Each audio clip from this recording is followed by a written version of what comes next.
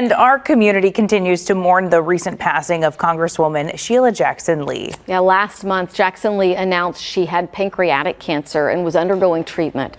She died Friday night at 74 years old. This morning, KPRC2 digital reporter Mariah Ballard has more on her life as a community servant. Good morning. Good morning, Amy. Good morning, Haley. And I'm here with one of her dear friends as well. Joining me to talk about Sheila Jackson Lee's legacy is her dear friend, Bishop James Dixon of the Community of Faith Church. How are you doing this morning? I'm doing good. Just glad to be here and thankful to God for the chance to remember an amazing woman. Yeah, talk to us a little bit about that connection between you and the Congresswoman. Well, I've known her for over 3 decades. Wow. And my church is in the 18th Congressional District. And so we've served together, we fought together, we've marched together, we've prayed together, we've cried together, and thank God we made some changes together. Sheila Jackson Lee was almost omnipresent. Yeah. You could look up and there she was. An amazing and incredible public servant, a champion for the people, but truly a servant of God at heart. I tell people, you know, the cameras are one thing, but Sheila Jackson Lee would say, hey, where are you? I'm on my way to go visit so-and-so in the hospital. I'll meet you there. I'm on my way to check on a lady who died, her husband. I'll meet you there. Or Bishop Dixon, I'm on my way outside of her district. I heard this lady's son was killed. Meet me over there to take them some food and have prayer. She was that person who served in public and in private with the same passion. Wow. Definitely. Now, in June, you and other community members organized a prayer and praise visual for Sheila Jackson Lee. I was there. I saw you out there. Tell me a little bit about the passion behind that. Well, she's a praiser. Sheila Jackson Lee, you know, she was responsible for the legislation that made September Gospel Music Heritage Month in America. That is according to law now. She loved worship, loved praise, was never ashamed of it, and believed in the power of prayer. So it was an honor for all of us collaboratively, friends of Sheila, to put forth this special event to encourage and inspire her. And of course, you know, it was the energy in the place. It was so diverse: black, white, brown, Asian, Protestant, Catholic, young, every generation, old.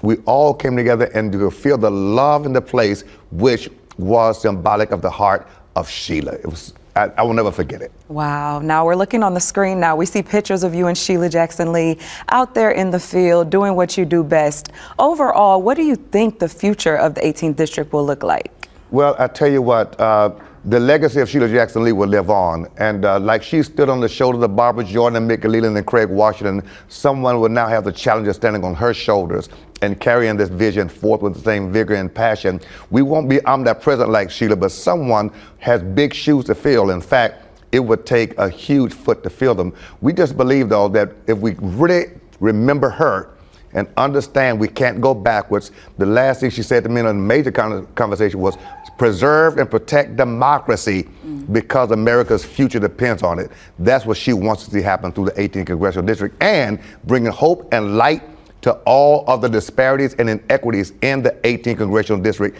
That's what she lived for. That was her passion.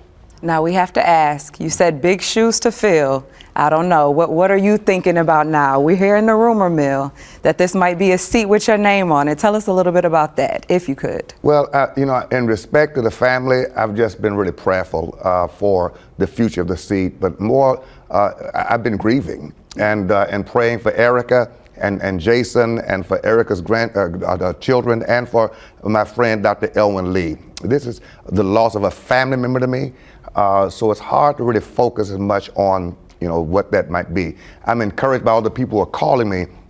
It's humbling, to be honest with you. It's like saying, you know, LeBron James is retired, we need somebody. Right. But quite truthfully, we do now know we have a calling. All of us are servants, and whoever fills that seat needs to have a heart to serve, not just to shine. A heart to serve, not just to shine. That's what Sheila Jackson Lee was, and that's what that seat needs. Yeah, and first and foremost, we definitely want to give our respects and our condolences to the family. Now, we lost a major political figure in Texas, Sheila Jackson Lee. Now, we're talking about hope. We're talking about Kamala Harris.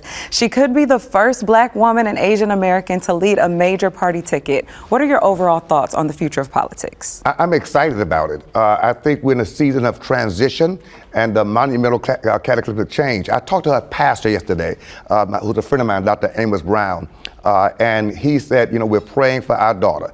I think that we need to embrace Kamala Harris. She is the personification of what the future looks like. And I think that America has a chance now to prove that we've come farther than we thought. There's so much division surrounding this whole election season. I think she's a uniter. And this should be a time for all Americans who believe in democracy and believe in our republic to come together, Black, white, brown, even Republican, because what she's running against is not the traditional Republican Party. She's running against a radical extremist movement that's not traditional Republican. I think we're going to see a form of unity and a force of unity like we've never seen. To save democracy is what it's going to take to save America. I think Kamala is the person to lead us there. Thank you, Bishop James Dixon of the Community of Faith Church. Thank you for joining us today. Amy? Honor. Thank you. All right. Thank you, Mariah. Thank you.